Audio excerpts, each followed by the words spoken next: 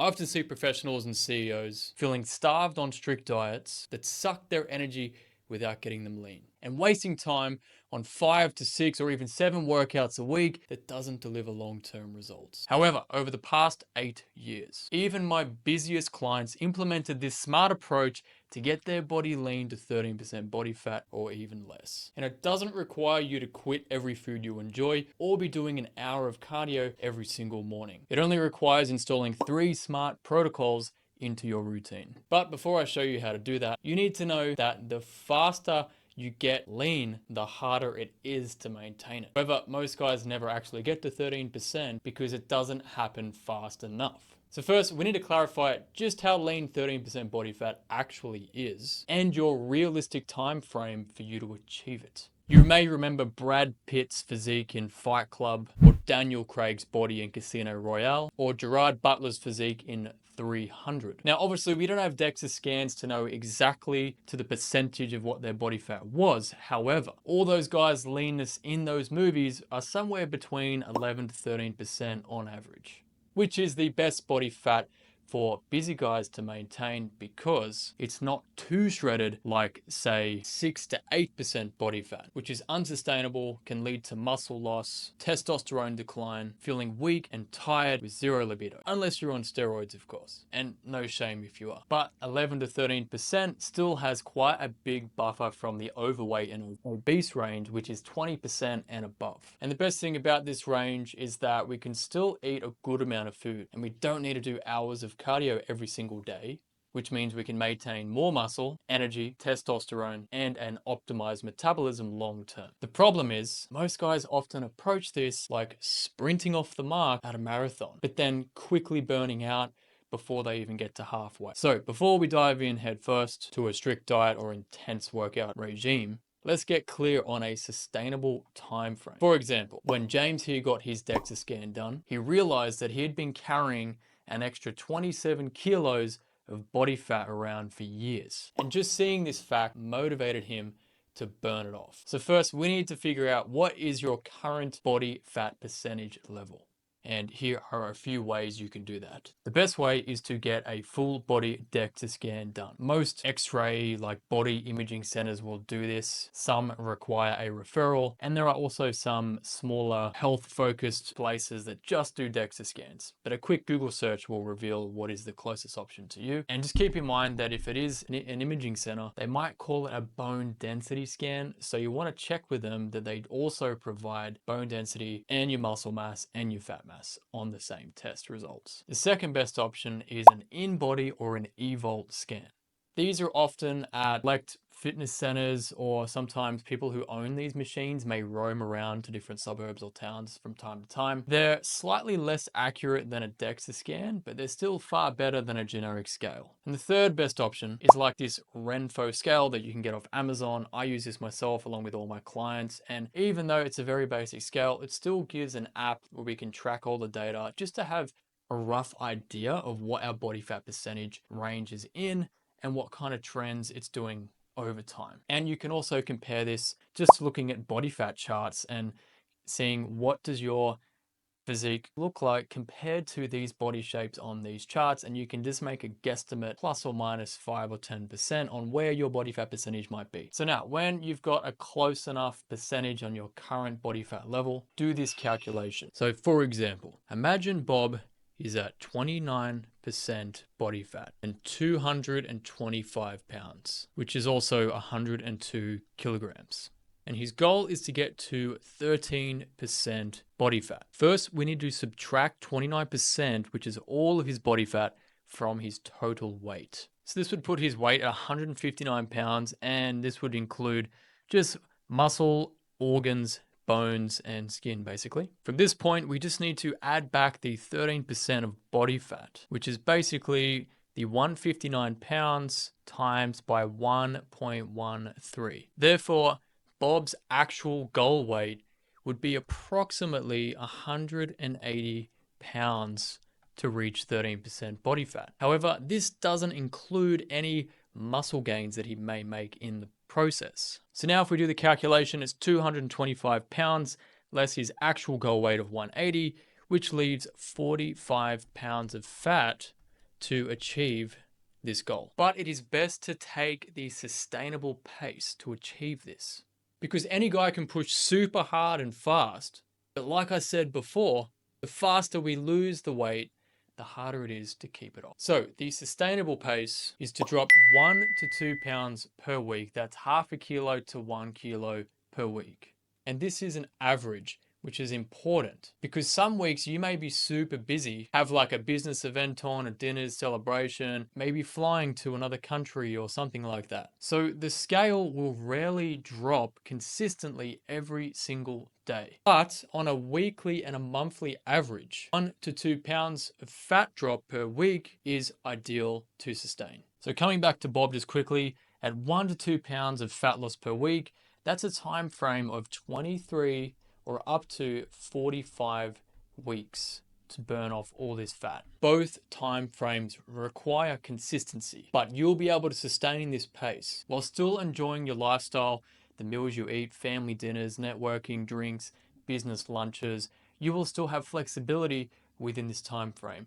But if you try to push faster, I can't guarantee you're going to enjoy the journey. This is why just going a little bit slower is a lot more sustainable. However, you will never get to 13% body fat unless you implement these smart protocols I'm about to explain. Now, the biggest problem with every single popular diet I've ever seen is that they require you to delete 50 or up to 80% of the normal foods you eat day to day.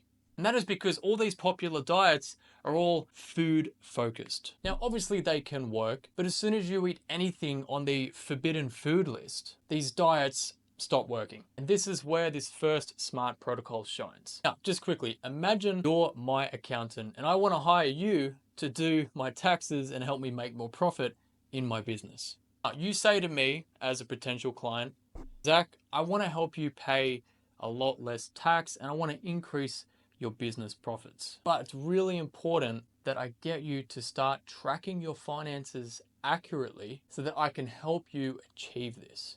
And then I reply, no, I don't really like tracking my money and my expenses. It's annoying. I just want to spend my money on, whatever I like. I just don't want to do it. Now you as my accountant would tell me as a potential customer, that is a bad idea. And you probably cannot help unless I provide the crucial data that you need to do your job. Well, the same principle applies directly to your nutrition. See, the only reason that my clients and I can enjoy a burger, the odd wine, ice cream, a chocolate, or even a brownie or a donut here and there is because we focus on a data-driven approach instead of a food-focused approach, which all the other diets focus on. Because the fact is, when you focus on the data, you don't have to delete 80% of your diet. You can include all those foods because you're focusing on the data, not deleting foods that you're not allowed to eat. And the reality is, a lot of the men I work with are eating healthy food most of the time. And they don't even have to cut out barely any foods at all. It's just a restructuring of their meals, the times they eat, and the quantities and portions that are on their plate within a given day. And it's the data that allows us to do this so that they can eat the foods they want to eat and they don't feel like they're deprived or starved or missing out on all the stuff that everyone else is eating while they're on some special diet and they've got to go cook up a special little dinner while everyone else is having pasta and meatballs, they're having chicken salad. Come on, bro, that's not going to last forever. I tried all that crap. I did it. I did the bodybuilding shows and it was all good for that. But as soon as it was over, I went straight back to eating normal food. And it was the data that stopped me from blowing up like a balloon after coming out of such a strict, intense bodybuilding competition where I was like deprived every day. Transitioning back to real life was difficult if I didn't have that data guiding me. So all you need to do is download MyFitnessPal. You've probably already got it and used it before. Everyone I've ever worked with has used MyFitnessPal. And all you need to do is keep a log of the foods that you eat while maintaining a calorie deficit, which keeps your body and metabolism burning off more fat than the food you are eating. With that said, this protocol only works if protocol number 2 is consistent, which I'll explain now. But there is a common hurdle that I really want you to avoid first. I often see busy guys going from little to no exercise to then doing way too much cardio. And as a reaction, going from very little to too much drains your energy, fatigues your body while jacking up your appetite. So please do not bite off more than you can sustain when it comes to your daily movement. I'm not talking about gym workouts here. That's a separate topic. I mean your total daily movement. And this is something that you also need to track. And here's why. Because let's say if today you did 8,000 steps, but tomorrow you only got 4,000 steps. That is 50% less steps than the previous day. So now, the next day, if you eat the same food, then you are starting the following day with more fuel in the tank that you didn't burn off the day prior. However, when you keep an eye on your daily movement for the entire day, including your steps and calorie burn, by tracking it with an Oura ring like this, or an Apple Watch, Fitbit, Garmin, any variation of the fitness device is going to be great. You can then adjust your nutrition to match your exercise level. And I promise you, the guys over 30, 40, or 50 who are lean all the time, they know their activity trends and they eat to match it. Not the other way around. They're not trying to out-train a bad diet unless they're a full-time athlete getting paid to do that. And bear in mind, there are athletes who still have a higher body fat percentage. So it's almost impossible to out-train a bad diet unless you match the food you're eating with the activity that you're doing. And when you do this, protocol 3 is like the icing on the cake. Now, if you used to work out when you were younger, that was probably when you had less priorities, less stress, more free time, and an abundance of natural energy. However, these days, just getting back into a routine, just starting, can feel like standing at the base of a massive Mount Everest, but looking up at the summit, thinking, oh man, there's so much to do. I'm so far behind. This is going to take a lot of effort and drain my life. It's overwhelming. And this is why when guys go from very little to launching into 4, 5, 6 workouts or more per week, that plan often backfires within a couple of weeks at best. But the truth is, it doesn't actually matter how many workouts you do within a given week, because we don't just build muscle and strength and fitness by being at the gym. It's what we do in that workout that determines whether we make progress or we just stagnate and don't see any results. And you can achieve a lot of progress by spending a very small amount of time in the gym if you simply track it like I'm about to show you. So let's imagine that you are doing 3 workouts per week, Monday, Wednesday, and Friday. And in each workout, you are doing a handful of effective exercises that stimulate your body, but without destroying you for days. Now, here's how that should look. If we just focus on one exercise, let's imagine it's barbell bench press. Well, in week 1, you could be doing 18 reps times 20 pounds. Then in week 2, you can be doing 16 reps by 25 pounds. So we're increasing the weight as the reps decrease. Week 3, 14 reps by 30 pounds. And then week 4, 12 reps by 35 pounds. Now you can see how by tracking your sets, reps, and weights, that means you have clear targets to hit every single week without wasting any time or doing any extra workouts that you do not need. This is exactly how my clients can fit in just 3 workouts a week, even at home, and be building muscle while shedding body fat at the same time.